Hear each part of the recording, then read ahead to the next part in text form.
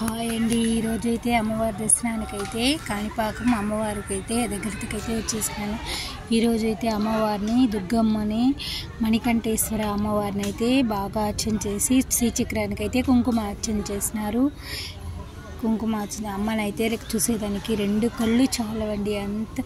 ఎంతో పుణ్యంగా చేసుకొని ఉంటేనే ఈ దర్శనం అయితే ఈరోజు మనకి విజయదశమి రోజు దొరుకుతుంది. అందరికీ విజయదశమి శుభాకాంక్షలు. అందరూ అమ్మవారిని దర్శించుకోవాలి. ఎక్కడో నన్ను ఈరోజైతే అమ్మవారు తన దగ్గరికి రప్పించుకున్నారు. ఇది ఎన్నో జన్మల పుణ్యఫలం ఉంటేనే కానీ అమ్మవారి దర్శనానికైతే ఈరోజు నేనైతే అలాగే భావిస్తాను. నాకు ఏదో పుణ్యం ఉంది కాబట్టి ఈరోజు ఈ అమ్మవారిని చూడగలిగేంత నాకు అదృష్టం అయితే కలిగింది. ఈ అదృష్టాన్ని కలిగించిన అమ్మకైతే నేను కృతజ్ఞతలు చెప్పుకుంటూ అమ్మవారి దేవాలయంలోనే ఈ వీడియో తీసి అందరూ అమ్మవారిని చూసి అమ్మవారి యొక్క అనుగ్రహం అందరికీ ఉండాలని ఈ వీడియోకి లైక్ చేసి సబ్స్క్రైబ్ చేసుకోవడం మాత్రం మర్చిపోవద్దండి. అందరికీ విజయదశమి శుభాకాంక్షలు.